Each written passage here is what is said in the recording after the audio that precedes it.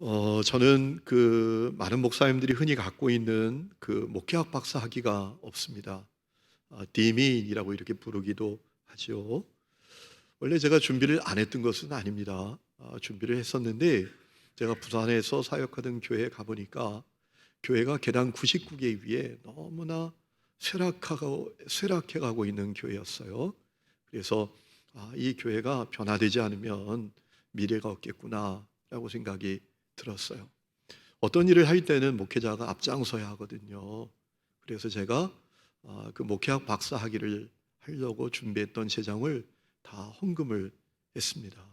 사실 목회학 박사 학위는 학문적인 학위는 아닙니다. 실천적인 학위입니다. 자기 목회를 잘 정리해보는 그런 학위거든요. 제가 그때 그런 기도를 하나님께 드렸어요. 하나님, 저는 대신 목회를 열심히 하겠습니다. 목회를 잘 해보겠습니다. 주님 도와주세요. 그런 기도를 드렸던 적이 있습니다. 제가 대학원 공부는 첫 목회 때 했습니다. 첫 번째 사역하던 교회에서 대학원 공부를 했습니다. 목회를 하면서 대학원 공부를 하는 것이 쉽지는 않았습니다. 여러분, 대학원 공부를 하고 받는 학위를 석사 학위 이렇게 부르잖아요. 거기 석이라는 한문이 어떤 단어인가 하면 가르다, 쪼개다, 해부하다 이런 의미를 가진 단어입니다. 그러니까 집중적으로 돌을 쪼는 것처럼 공부하는 것이 이 대학원 공부다라는 거예요. 그래서 목회를 하면서 대학원 공부를 하는 것이 쉽지는 않았어요. 제가 공부를 이제 다 마치고 논문 학기 되었습니다. 논문 마감 날짜가 얼마 남지 않았기 때문에 열심히 밤을 새면서 논문 준비를 하던 때였어요. 어느 날 연세 드신 집사님 한 분이 전화를 하셨어요. 전화 내용이 뭔가 하면 그 집사님 딸을 용인에 있는 정신병원에 데려다 줄 수 있겠느냐라는 거였어요. 그 집사님 전화를 받고 제 마음이 좀 쉽지 않았습니다.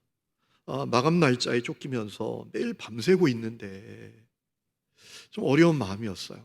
그러나 다른 방법이 없었기 때문에 그 집사님 딸을 정신병원에 모셔다 드리고 돌아올 때 주님께서 저에게 문득 그런 말씀을 하셨어요. 이 목사, 만일 그 집사님 딸이 장로님 딸이라고 해도 너가 그런 표정을 갖고 그런 마음을 갖고 있겠냐? 라는 말씀을 주셨어요. 제가 그때 정신이 번쩍 들어서 하나님 앞에 회개했지요. 여러분은 살아가면서 누군가를 그가 가진 조건 때문에 차별해 본 일은 없으신가요? 여러분, 야고보에게 있어서 믿음이란 뭐였습니까? 뜬구름 잡는 게 아닙니다. 교리 지식이 아닙니다. 아주 구체적이고 실제적인 것이었습니다.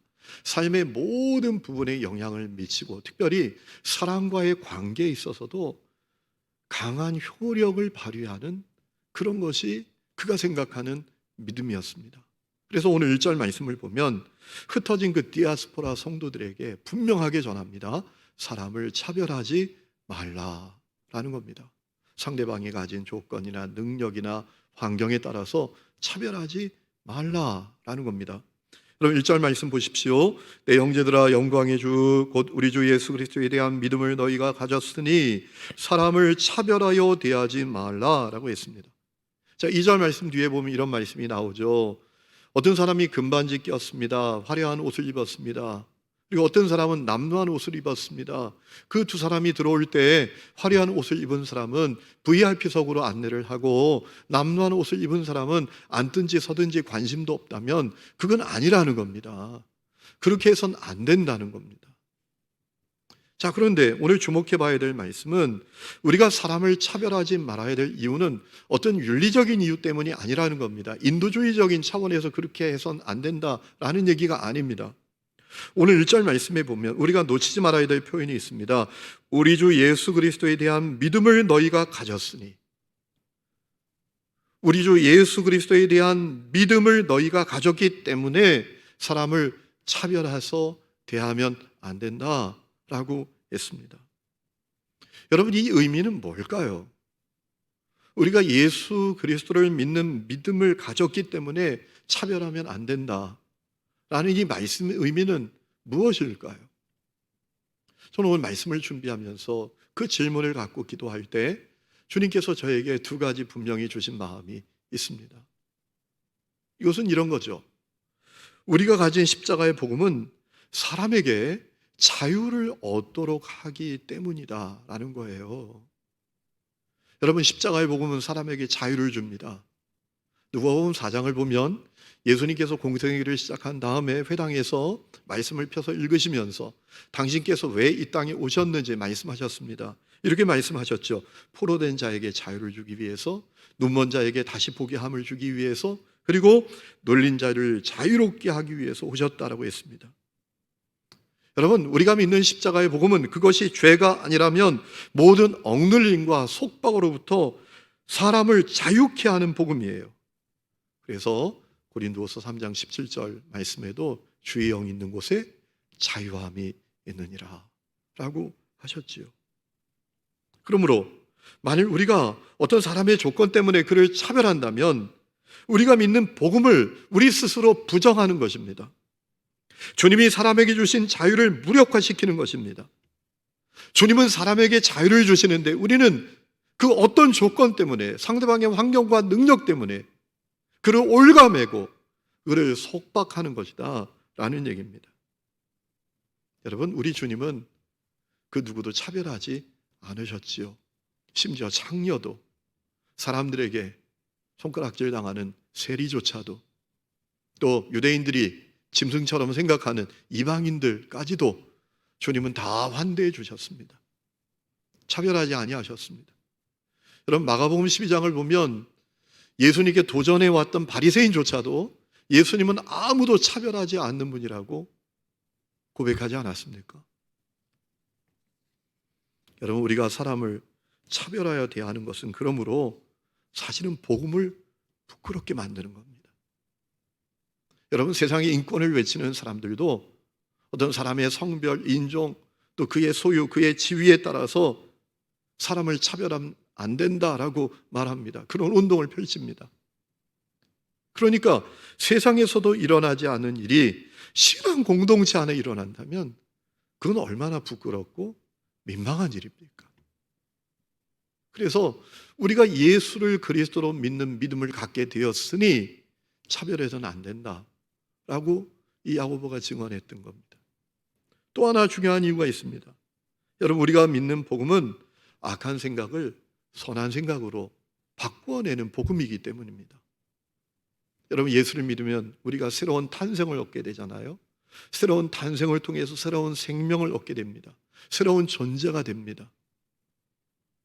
여러분, 우리가 새로운 존재가 되었다라는 것은 구체적으로 어떤 의미입니까?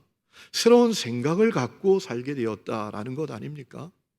악한 생각이 아니라 선한 생각, 육체의 생각이 아니라 성령의 생각을 갖고 살게 되었다라는 것 아니겠습니까?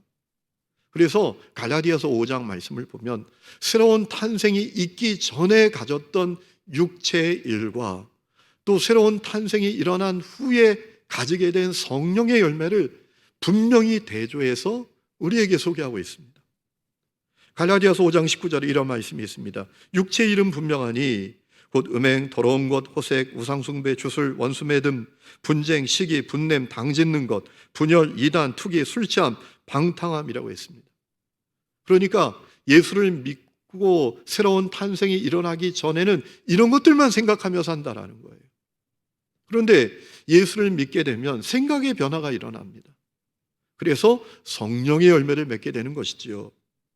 갈라디아서 5장 22절에 말하죠. 오직 성령의 열매는 사랑, 희락, 화평, 양선, 자비, 충성, 온유, 절제, 인내의 열매를 맺게 된다라고 말하고 있지 않습니까? 그런데 22절 말씀 끝에 아주 중요한 말씀이 있어요. 우리가 놓치지 말아야 될 말씀인데요. 이렇게 되어 있습니다. 이 같은 것을 금지할 법이 없느니라 라고 했습니다. 자, 이 9가지 성령의 열매가 새로운 탄생이 일어난 사람들에게 열려지는 것을 막을 것이 없다라는 거예요. 이게 무슨 얘기입니까? 새로운 탄생을 얻게 되면 새로운 생각을 갖게 되는 것은 너무나 자연스러운 일이다라는 거예요. 겨울이 가면 봄이 오는 거하고 똑같은 겁니다.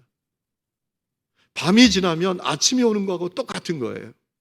여러분, 겨울이 지나면 봄이 오는 것을 막을 자가 있습니까? 아침이 오면 해가 뜨는 것을 막을 자가 있습니까? 없죠. 이 같은 것을 막을 것이 없다. 이 9가지 성령의 열매가 새로운 탄생을 얻은 사람들에게 열려지는 것을 막을 것이 없다라는 겁니다. 새로운 탄생을 갖게 되면, 새로운 생각을 갖게 되는 것은 너무나 자연스러운 것이다. 너무나 분명한 것이다. 라는 얘기입니다. 여러분, 그런 의미에서 우리가 오늘 말씀에 주목해야 될 말씀이 있는데요. 4절입니다. 자, 4절에 이런 말씀이 있습니다. 자, 부자 가난한 자를 달리 대하는 것은, 그 다음에 이렇게 말합니다. 너희끼리 서로 차별하여 악한 생각으로 판단하는 자가 되는 것이다 라고 했습니다. 여러분, 사람을 차별하는 것은 악한 생각의 산물이다 라는 얘기예요.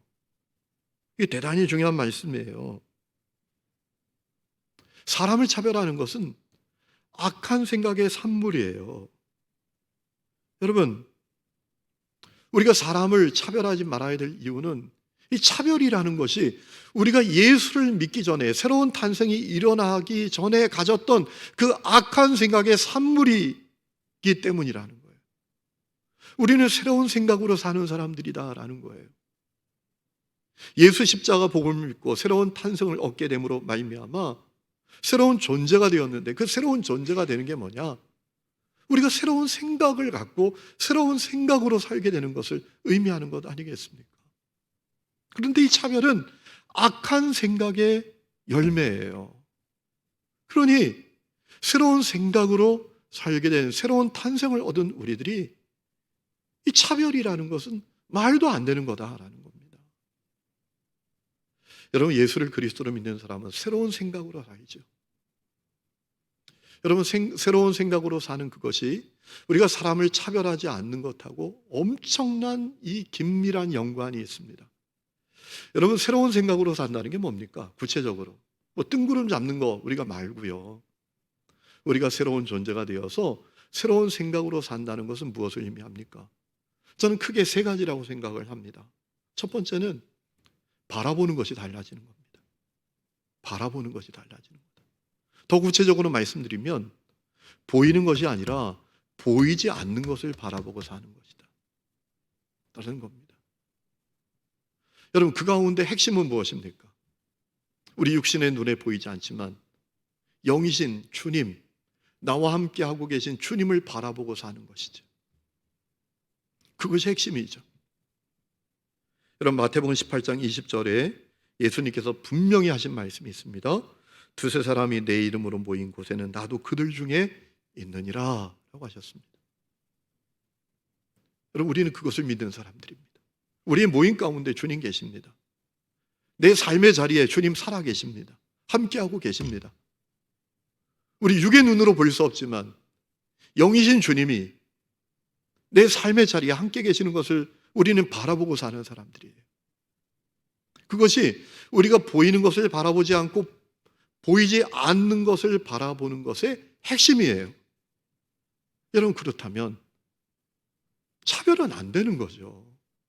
아니, 지금 주님 함께 계신 자리에, 주님 내 삶의 자리에 함께 계시는데 누군가를 차별한다? 이건 말이 안 되는 거잖아요. 함께 계신 주님을 바라보는 사람들인데, 주님이 내가 누군가를 차별하는 거 다 알고 계시고 보고 계시는데 차별할 수 없겠죠. 여러분, 우리가 보는 것이 아니라 보이지 않는 것을 바라보는 것, 또 하나의 중요한 핵심이 있습니다. 우리는 사람의 외면이 아니라 내면을 바라보는 사람들이에요. 사람이 가진 어떤 외면, 그의 조건, 그의 능력, 어떤 그의 환경, 그의 지위가 아니라 그의 내면을 바라보는 것입니다. 여러분, 하나님은 사람을 외모로 바라보시지 않잖아요. 사무엘상 16장에 보면 사무엘이 사울 대신 세울 왕을 찾기 위해서 이새의 집에 갑니다. 그때 하나님께서 사무엘에게 하셨던 말씀이 뭐예요? 사람은 외모를 보거니와 나 여호와는 중심을 보느니라 라고 하셨어요. 여러분, 우리도 똑같이 보이는 것이 아니라 보이지 않는 것을 바라보고 사는 사람들이에요. 우리는 보이는 외면이 아니라 보이지 않는 내면을 바라보고 사는 사람들. 그게 생각이 달라진 거죠. 우리는 보이는 사람의 어떤 조건, 그의 부, 그의 지위, 그의 환경, 그의 능력이 아니라 그의 내면, 그 속에 하나님의 형상이 이루어져 있는 것, 그가 예수를 그리스도로 믿고 가장 최고의 가치인 하나님의 자녀라는 신분을 얻게 된 것, 그렇기 때문에 그가 엄청난 가능성을 가지게 된 존재인 것, 그것을 바라보고 사는 것, 그것이 그리스도인들의 모습이 아니겠습니까? 여러분, 미국 테네시주의 한 작은 마을에 벤 후퍼라는 아이가 살고 있었어요. 안타깝게도 이 아이는 사생아입니다. 아버지가 누군지 모르는 아이입니다. 그래서 그 작은 마을의 어른들이 자기 자식들에게 매일 그런 얘기만 합니다. 야, 벤 후퍼하고 놀지 마. 벤 후퍼하고 놀면 안 돼. 이 아이가 학교에 가서도 따돌림을 당하고 참 어렵게 지내게 된 그런 아이였습니다. 그런데 그가 12살이 되었을 때 그 마을 교회에 목사님이 새로 부임을 해 오셨어요. 이 베누퍼는 교회 안 다녔지만 소문이 들리기를 새로 오신 목사님이 너무너무 좋은 분이시다 라는 소문이 들려오는 거예요. 그래서 베누퍼가 이 목사님을 보기 위해서 교회를 가게 된 거예요. 그런데 사람들이 자기를 주목하는 것이 싫어서 예배가 시작되면 들어가서 맨 뒷자리에 앉았다가 축도가 끝나기 전에 얼른 나오는 그런 일을 반복을 했던 겁니다. 그런데 하루는 예배에 너무 빠져가지고 나오는 타이밍을 놓쳤어요. 그래가지고 축도도 끝나고 이제 그 교회 로비에서 인사하시는 목사님과 마주쳐야 되게 되었던 것입니다. 그 목사님이 베누퍼를 보고 물었답니다. 네가 누구 아들이더라? 여러분, 베누퍼가 얼마나 당황스러운 겁니까? 나는 사생아인데, 아빠가 누군지 모르는 아이인데 당황스럽지 않았겠어요? 그때 목사님께서 미소를 지으면서 또 이렇게 말씀을 하셨대요. 그래, 나는 네가 누구의 아들인지 알겠다. 네가 네 아버지를 닮았기 때문에 너무나 쉽게 알 수 있어 라고 하신 다음에 이렇게 얘기했대요. 여기까지 얘기했을 땐 주변에 있는 모든 사람들이 완전히 긴장을 하게 된 거예요. 그런데 이 목사님이 이렇게 얘기를 하셨다는 겁니다. 너는 하나님의 아들이야. 너 모습을 보면 분명히 알 수 있거든. 이 베누퍼가 너무나 당황스러워서 도망을 가니까 그 등 뒤에다 대고 그 목사님이 이렇게 말씀을 하셨대요. 야, 하나님의 아들답게 훌륭하게 살아야 돼 라고 했다는 겁니다. 오랜 시간이 지났습니다. 그 동네 출신 한 사람이 테네시주의 주지사가 되었습니다. 그가 바로 벤 후퍼였습니다. 벤 후퍼는 이렇게 말했습니다. 그날 그 목사님으로부터 내가 하나님의 아들이라는 말을 듣던 그 날이 내가 테네시주의 주지사로 태어난 날이었다 라고 했어요. 여러분, 이 벤 후퍼는 그 다음에 2번이나 테네시주 주지사 재선에 성공했고 나중엔 상원 의원을 2번이나 하게 되었다라고 합니다. 신실한 크리스찬으로 살았다고 해요. 여러분, 생각이 바뀌었다는 거 그런 거 아니겠어요? 우리가 예수를 믿고 새로운 탄생을 받아서 새로운 생각으로 살게 되었다는 것은 보이는 것이 아니라 보이지 않는 것을 바라보게 되었다는 겁니다. 먼저는 보이지 않지만 하나님을 바라봅니다. 내 삶의 자리에 영이신 주님이 계신 것을 바라보고 사는 사람들입니다. 그리고 사람을 바라봐도 그의 외면, 그의 조건이 아니라 그의 내면을 바라보는 사람들입니다. 그가 가진 하나님의 형상, 그가 가진 하나님의 자녀라는 가치를 바라보고 사는 사람들입니다. 그러니 그 새로운 생각으로 사는 사람들은 차별하지 않는 게 당연하죠. 새로운 생각을 가졌다는 것, 또 이런 것 아니겠습니까? 추구하는 것이 달라졌다라는 거예요. 여러분, 예수를 그리스도로 믿는 사람들은 무엇을 추구하면서 사나요? 여러분, 무엇을 추구하면서 사십니까, 지금? 이 질문을 이렇게 바꿀 수도 있죠. 여러분은 무엇을 목적으로 삼아서 사십니까? 지난주에 그 존 스토트 목사님에 대해서 제가 말씀을 드렸잖아요. 여러분, 이 존 스토트 목사님이 86세가 되던 생일날 모든 사역에서 나는 공적으로 은퇴한다라는 선언을 하셨어요. 물론 교회를 맡아서 하는 사역은 이미 오래전에 은퇴를 하셨지만 여기저기 강연을 많이 다니셨거든요. 그 강연하는 사역도 이제 내가 완전히 그만둔다라는 선언을 86세 때 하게 된 겁니다. 그런데 그해 7월에 케이직 사경회에서 강연하는 것은 이미 약속이 되어 있었기 때문에 그것까지는 하게 되신 거예요. 그것이 존 스토트 목사님이 했던 마지막 강연이 되었는데, 그 강연 때 이 존 스토트 목사님이 이런 얘기를 하셨습니다. 자기가 아주 어릴 때 당황스러운 질문을 받았던 적이 있다라는 겁니다. 이런 질문이었대요. 자기 백성을 향한 하나님의 목적은 무엇냐? 그러니까 다시 말하면 우리를 향한 하나님의 목적은 뭐냐? 어릴 때 이런 질문을 받았으니까 얼마나 당황스러웠겠어요. 그런데 이 존 스토트 목사님이 하시는 얘기가, 이제 86세가 되었으니까, 내 나이 86세가 되어서 나는 비로소 그 질문에 답할 수 있게 되었다라고 하면서 이렇게 얘기를 했답니다. 예수 그리스도를 닮는 것이다 라고 이야기를 하셨다라는 겁니다. 자기 백성을 향한 하나님의 목적은 뭐냐? 그것은 우리가 예수님을 닮는 것이다 라고 했다라는 거예요. 여러분, 86세 인생을 살고 비로소 그 질문에 답을 할 수 있게 되었다. 우리 인생의 목적, 우리가 추구해야 될 것, 그것은 예수 그리스도를 닮는 것이다 라고 대답할 수 있게 되었다라는 겁니다. 그러니까 제가 조금 전에 여러분에게 드렸던 질문에 여러분 이렇게 답하셔야 됩니다. 제가 여러분에게, 여러분 무엇을 추구하면서 사십니까? 무엇을 목적으로 삼아 살고 계십니까? 라고 묻는다면 여러분은 예수님을 닮는 겁니다 라고 대답하셔야 된다는 겁니다. 여러분, 이 얘기는 제 얘기가 아니라 성경의 얘기입니다. 로마서 8장 29절에 이런 말씀이 있습니다.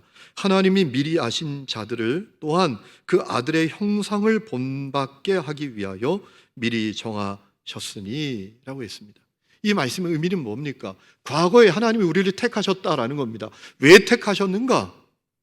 아들의 형상을 본받게 하기 위하여 우리를 미리 정하셨다. 과거에 주님이 나를 왜 택하셨는가? 예수님을 닮도록 나를 택하셨다라는 거예요. 여러분, 또 고린도후서 3장 18절에 이런 말씀이 있습니다. 여러분의 이해를 돕기 위해서 제가 세번역 성경으로 읽어드립니다. 우리는 주님과 같은 모습으로 변화하여 점점 더 큰 영광에 이르게 됩니다. 이것은 영이신 주님께서 하시는 일입니다. 이 말씀의 의미는 무엇입니까? 현재에 우리가 예수님을 닮도록 성령께서 우리를 위해서 일하고 계신다는 겁니다. 자, 과거에 예수님을 닮도록 우리를 선택하신 주님께서 지금 내가 예수님을 닮도록 성령께서 나를 위해서 일하고 계신다라는 거예요. 자, 그런데 요한 1서 3장 2절에 또 이런 말씀이 있습니다. 사랑하는 자들아, 우리가 지금은 하나님의 자녀라. 장래 어떻게 될지는 아직 나타나지 아니하였으나 그가 나타나시면 우리가 그와 같을 줄을 아는 것은 그의 참모습을 그대로 볼 것이기 때문이다 라고 했습니다. 이 말씀의 의미는 무엇입니까? 우리가 미래에 주님을 만나게 될 것입니다. 그때 우리가 주님을 닮은 모습을 갖고 주님을 만나게 될 것이다 라는 거예요. 여러분, 그러니 우리가 목적 삼아야 될 것, 우리가 추구해야 될 것이 예수님을 닮는 것이다 라는 것이 자명합니다. 과거에 예수님 닮도록 주님이 우리를 택해 주셨습니다. 현재에 우리가 예수님을 닮도록 성령께서 나를 위하여 일하고 계십니다. 그리고 미래에 예수님을 닮은 모습으로 우리가 주님과 얼굴과 얼굴을 맞대며 만나게 될 것입니다.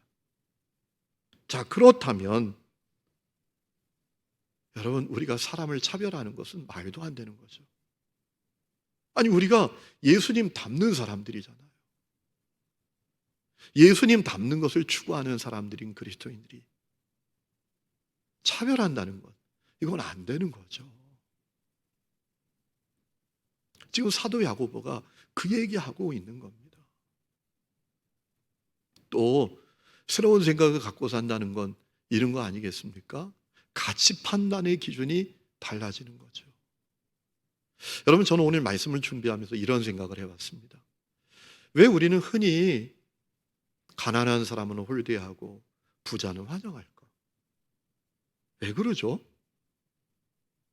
왜 그러죠? 제가 부산에 사역할 때 수련 목회자 전사님이 갑자기 헐레벌떡 목양실로 뛰어왔어요. 그래서 무슨 일이야? 왜 그렇게 급한 일이 있어? 그랬더니 목사님, 왔어요. 에쿠스가 왔어요. 그러는 거예요. 누가 에쿠스를 타고 교회에 왔다는 거예요. 여러분, 왜 우리는 그렇게 가난한 사람은 홀대하고 부자는 환영하는 걸까요? 여러분, 왜 그러죠, 우리는?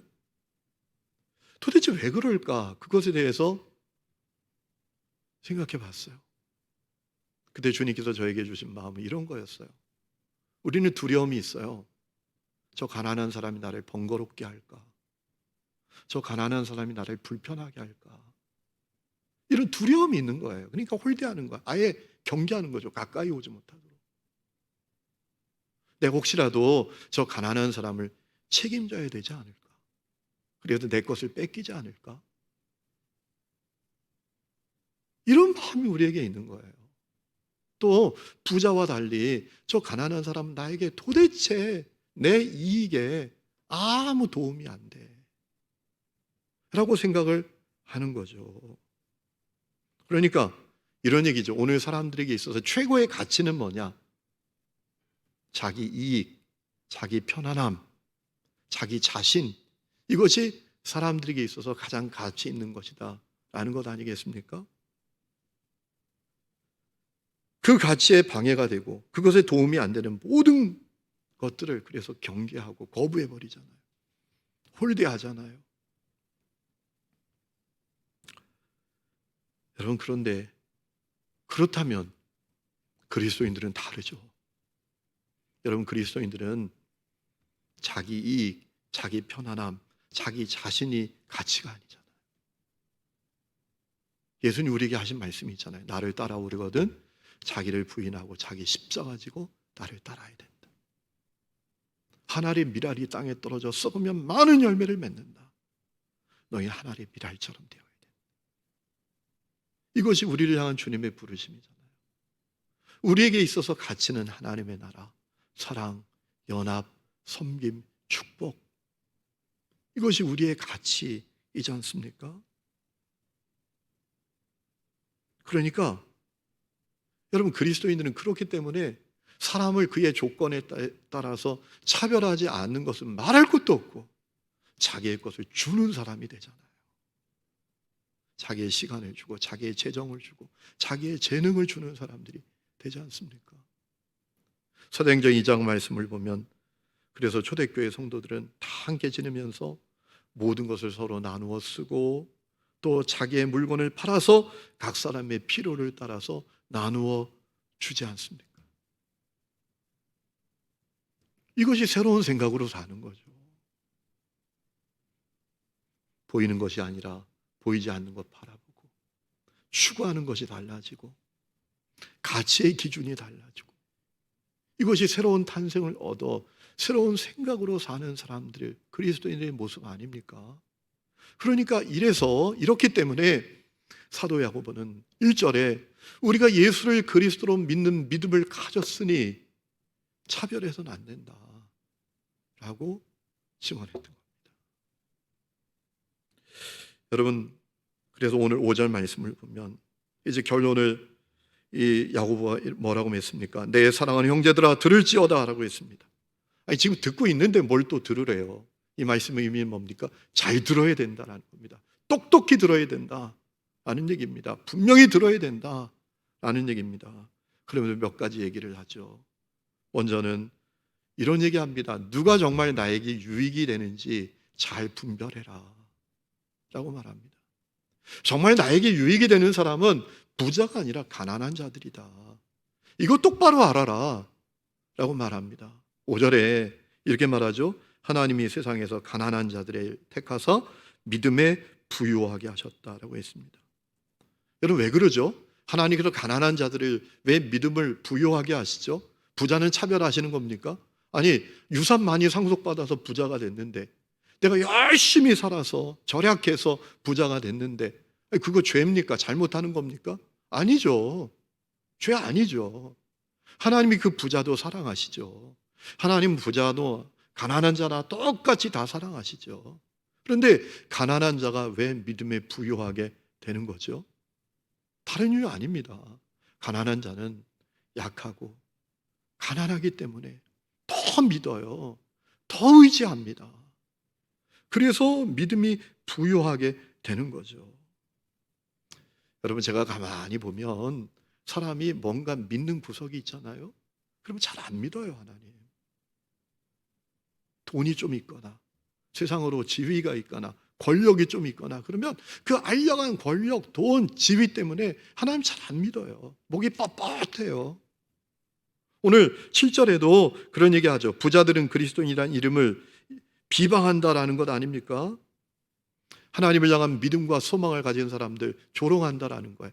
아이고, 약해 빠져가지고 저 사람들 저거 뭘 믿는다고 저렇게 이렇게 반응한다라는 거예요. 그리고 오히려 8절에 보면 부자들이 오히려 너희를 억압하고 법정으로 끌고 간다라고 했습니다. 부자들 중에 피도 눈물도 없는 사람이 많다라는 겁니다. 부자가 괜히 부자 된 게 아니라라는 얘기입니다. 핵심은 5절이에요. 하나님이 세상에서 가난한 자를 택하사 믿음에 부유하게 하셨다. 이 얘기는 무슨 얘기입니까? 나에게 정말 유익이 되는 사람들은 부자가 아니라 가난한 사람들이다. 믿음이 부유한 가난한 사람들이다. 그 얘기입니다. 왜 그럴까요?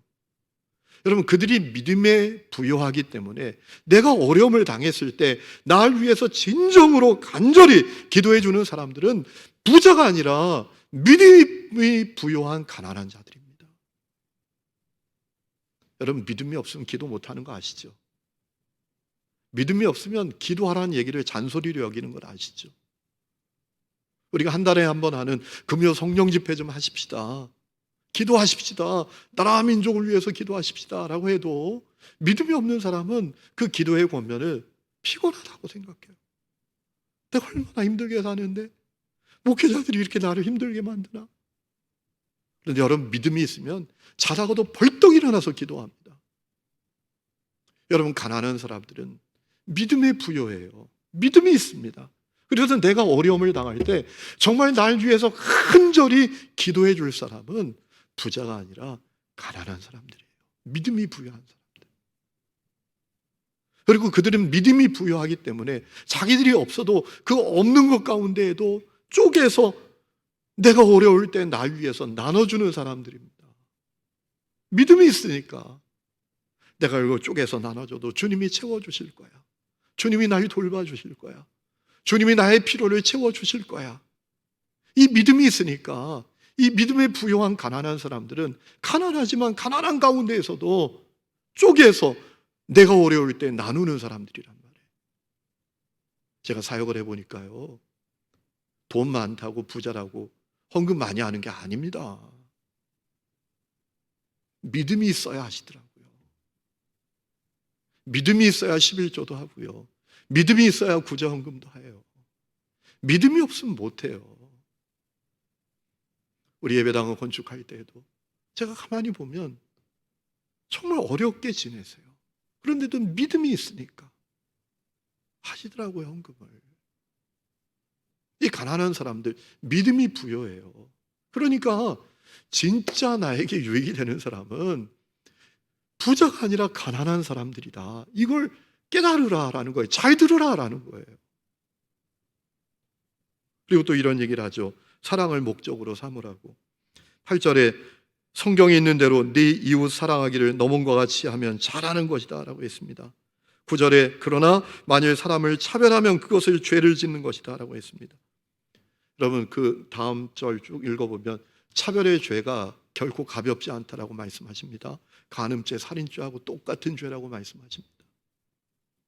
그러니 차별의 죄 짓지 말고 최고의 계명인 사랑의 법을 따라서 사랑을 목적으로 살아라.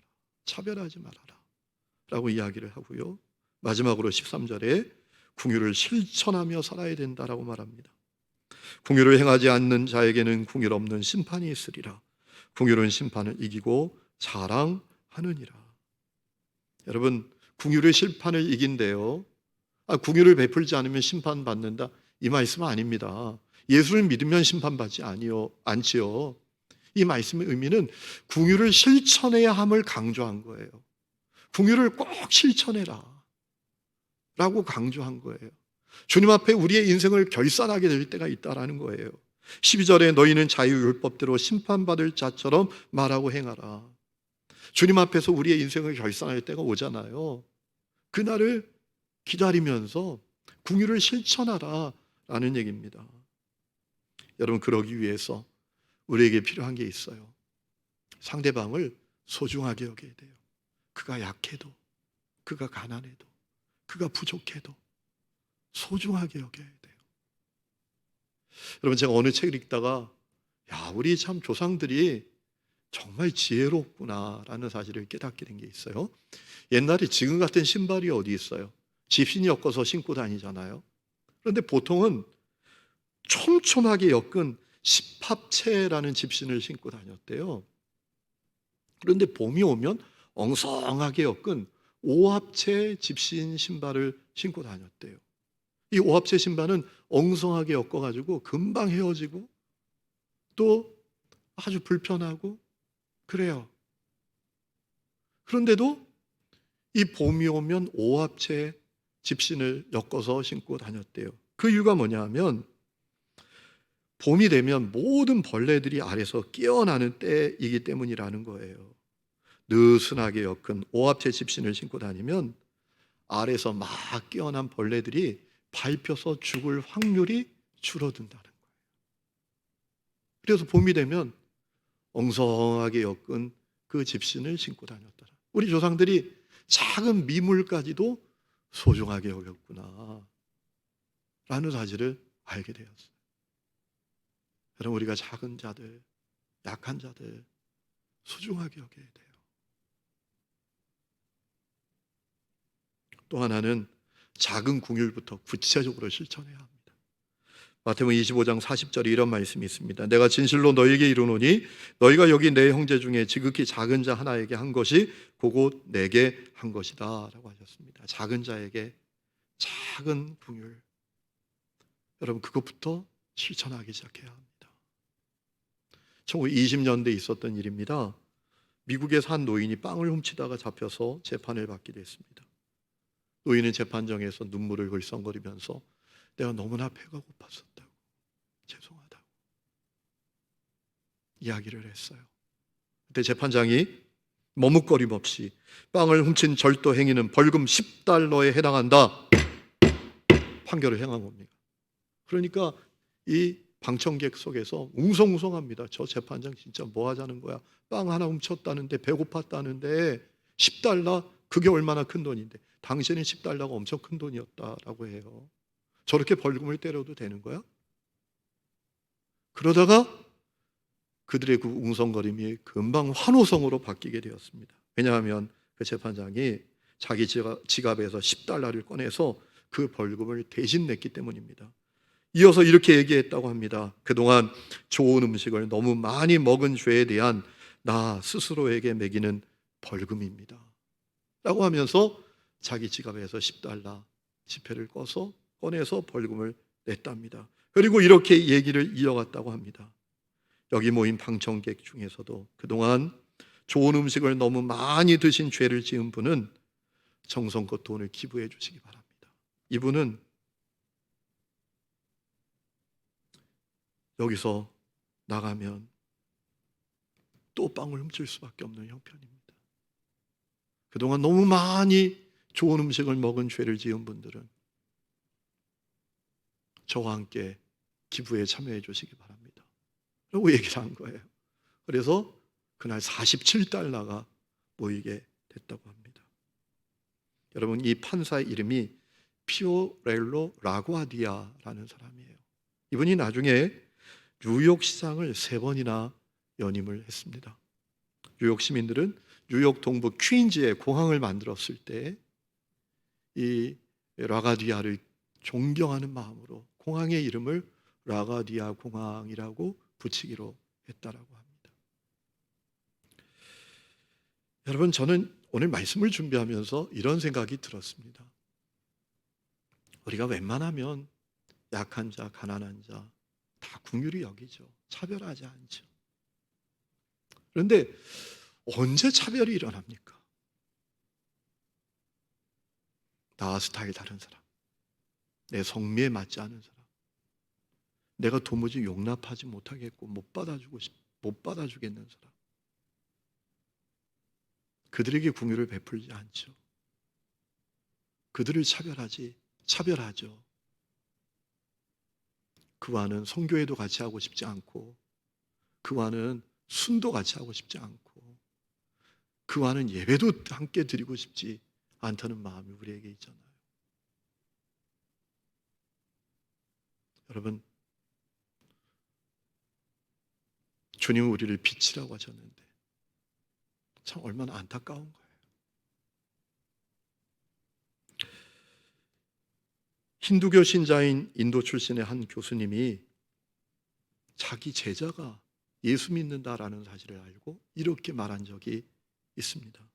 만일 그리스도인들이 예수 그리스도처럼 산다면 인도는 내일이면 당신들의 휘하에 있을 것입니다 라고 했다고 해요.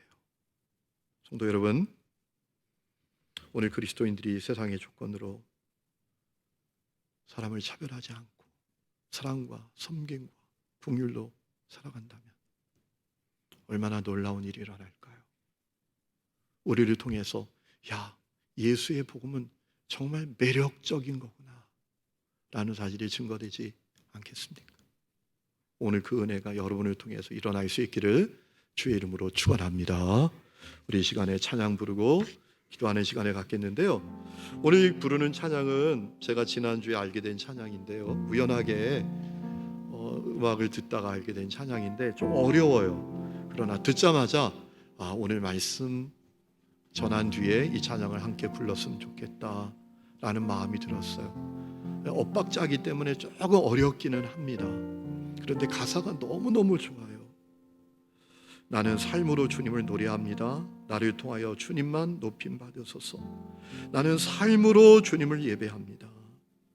나의 삶을 빛으로 사용하소서. 우리 가사를 고백하면서 우리 하나님 앞에 찬양하며 나아갑시다. 세상의 부와 세상의 명예 세상 자랑 모두 내려놓고 날고 간 십자가 날 씻긴 보혈 주의 은혜를 깊이 생각합니다.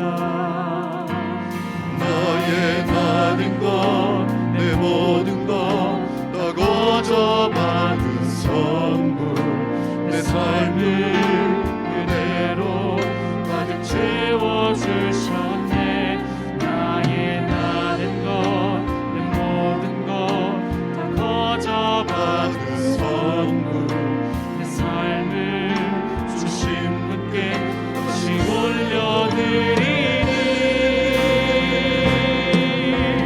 너는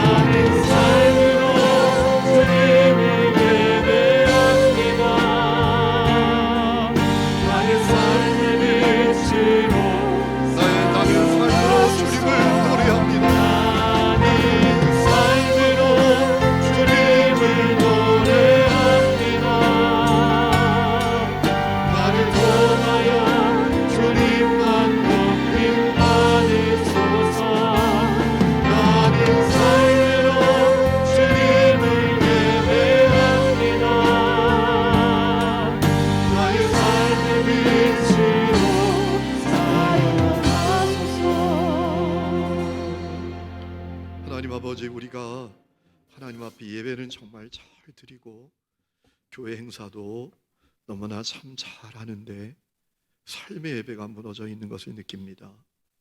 주님, 사람이 가진 조건, 환경, 지위의 능력을 따라서 차별하고 나와 성미가 안 맞다고, 내 스타일이 아니라고, 도무지 받아줄 수 없다고, 도무지 용납하고 용서할 수 없다고 차별하고 담을 쌓고 긍휼히 여기지 못하는 모습이 우리 가운데 있습니다. 주님께서 절대로 교회를 조직이라고 말씀하신 적도 없고 제도라고도 말씀하신 적 없고 어떤 행사를 하는 기관이라고 말씀하신 적도 없는데 언제부턴가 우리는 진정한 교회를 잃어버리고 있는 것을 느낍니다. 주여, 우리를 불쌍히 여겨 주시옵소서. 정말 주님이 원하시는 교회 세우기를 원합니다. 우리 각 사람들이 참으로 새로운 생각으로 살아가는 십자가 복음 통해서 놀라운 구원을 얻었으니 주여, 사랑과 섬김으로 긍휼로 살아가며 우리 삶에 참으로 주님의 나라가 우리를 통해서 확장되고 복음이 빛이요 정말 매력인 것이 증언되는 놀라운 역사를 보게 하여 주옵소서. 이제는 우리 주 예수 그리스도의 은혜와 하나님 아버지의 놀라운 사랑과 성령의 내주 동행하심이 예배하는 성도들 모두 위에 지금부터 영원토록 함께 계시기를 간절히 축원하옵나이다. 아멘.